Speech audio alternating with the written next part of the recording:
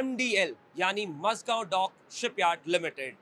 इस कंपनी ने कई बेहतरीन जहाज सबमरीन हिंदुस्तानी नौसेना को और हिंदुस्तानी कोस्ट गार्ड को दिए। हाल ही में प्रधानमंत्री ने 3 नए शिप कमीशन किए, जिसमें से एक फ्रेगेट, एक स्कॉर्पियन क्लास सबमरीन और एक वॉर डिस्ट्रॉयर था, जो 31 महीने में यानी कि रिकॉर्ड टाइम में MDL के द्वारा बनाया गया। भले ही इसको 31 महीने में बनाया गया, पीएम ने कमीशन किया, लेकिन इसकी खास बात यह है कि इसमें कई ऐसे AI टेक्नोलॉजीज इंक्लूड किए गए जो फर्स्ट एंड क्लास और वर्ल्ड एक्सक्लूसिव है। उसी के बारे में बात करने के लिए CMD मज़गांव डॉक हमारे साथ शामिल है। सर, जी बिजनेस में आपका स्वागत है। सर, पहला कितना बड़ा अचीवमेंट था 3 शिप एक साथ डिलीवर करना, जिसमें से एक स्कॉर्पियन का सबमरीन, एक फ्रेगेट और एक डिस्ट्रॉयर। कैसा लगता है सर आपको ये?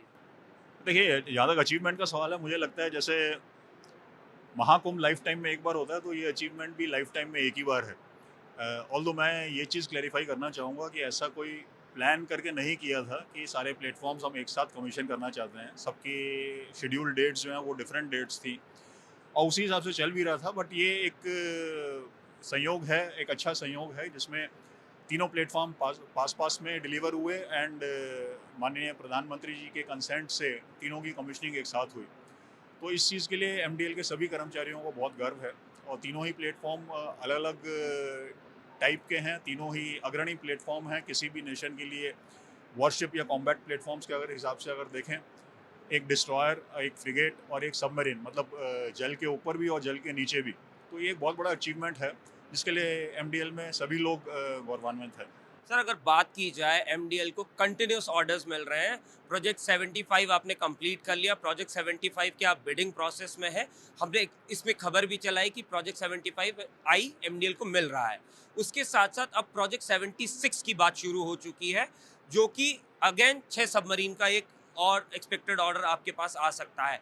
और इसी के साथ साथ मैं अब जानना चाहूंगा कि आपके ऑर्डर बुक किस तरीके से दिख रहे हैं और कौन कौन से ऐसे ऑर्डर्स हैं जो पाइपलाइन में हैं। ये राइट नाउ अगर हम ऑर्डर बुक की बात करें, तो हमारा लगभग लगभग 34,500 करोड़ का ऑर्डर बुक है एज ऑन 31 दिसंबर, जो अगले लगभग 3 साढ़े 3 4 साल में लगभग कंप्लीट होगा। एंड इसके साथ साथ जो हम एक्सपेक्ट करते हैं कि 31 मार्च करंट ईयर के 31 मार्च 25 के पहले पहले मुझे लगता है कि हमको एडिशनल सबमरीन्स जो हैं, स्कॉर्पियन का जो फॉलो ऑन प्रोजेक्ट है, वो हमारे ऊपर अवार्ड होना चाहिए। और 75 का जैसे कि आपको मालूम है कि टेक्निकल इवेल्यूशन के बाद में सिर्फ मज़गांव डॉक शिप बिल्डर्स की ही बिड सूटेबल पाई गई है और हम लोगों का बिड खुली गई है। और अगले 10 से 12 महीने में अगर ये प्रोसेस स्मूथली चलता है, तो मुझे उम्मीद है, इस चीज़ का विश्वास है कि ये 75 का ऑर्डर भी हमारे ऊपर होगा। इनकी वैल्यूज़ फ़िलहाल डिस्कस करना ठीक नहीं रहेगा, तो जब जैसे जैसे मेटलाइज होंगी और ऑर्डर्स मिलेंगे, उस वक्त हम वैल्यूज़ की भी बात करेंगे।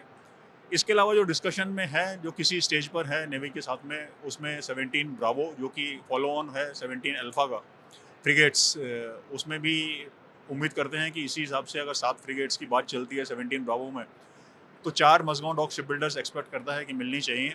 और नेक्स्ट जनरेशन डिस्ट्रॉयर्स, इस चीज़ को अगर कंसिडर करें कि डिस्ट्रॉयर्स आज तक सिर्फ मज़गांव डॉक शिप बिल्डर्स ने ही बनाए हैं और किसी ने नहीं बनाए हैं, तो मुझे लगता है कि जो भी डिस्ट्रॉयर्स का नंबर होगा, 4 5 6, अभी ये क्लैरिटी नहीं है, उसमें एक अच्छा पोर्शन ऑफ द ऑर्डर वो मज़गांव डॉक शिप बिल्डर्स के ऊपर आएगा।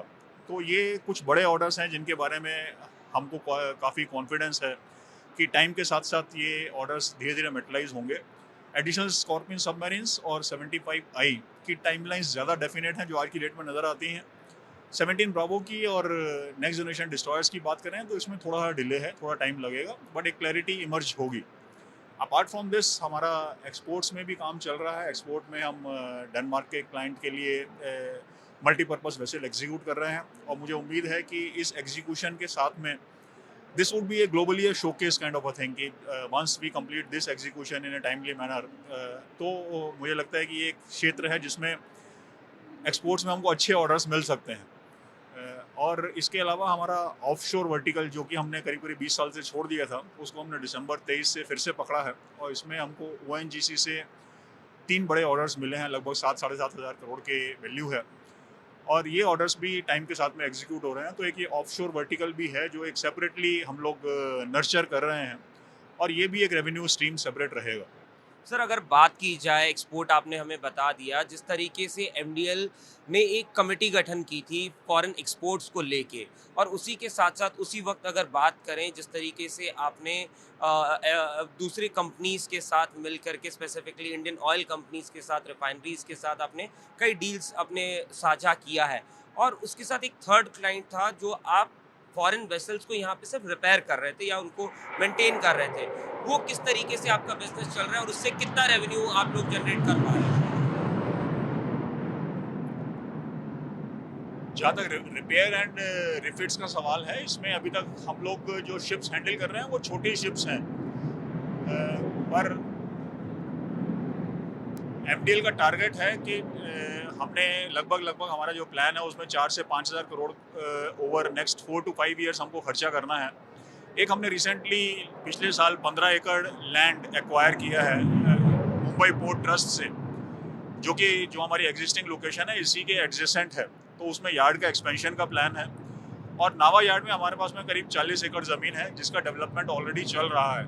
तो ये दोनों एरियाज़ मिला करके हम उम्मीद करते हैं कि अगले 4 से 5 साल में जो मज़गांव डॉक शिप बिल्डर्स की कैपेसिटी होगी वो आज की कैपेसिटी से दुगनी से ज़्यादा होगी, और वो काफ़ी बड़े जहाज जो कि कमर्शियल शिप्स हैं उनको भी हैंडल करने की कैपेबिलिटी होगी। तो जब ये कैपेबिलिटी डेवलप हो जाती है तो उसमें जो डिफरेंट वर्टिकल हैं कि कमर्शियल शिप्स का, एक नेवल वेसल्स का या डिफेंस वेसल्स का, एक कमर्शियल साइट्स का, एक रिपेयर रिफिट्स का और एक एक्सपोर्ट्स का, तो ये सारे वर्टिकल्स एक साथ काम करेंगे। साथ साथ हमारा ऑफशोर जो हम नर्चर कर रहे हैं वो भी साथ में काम करेगा।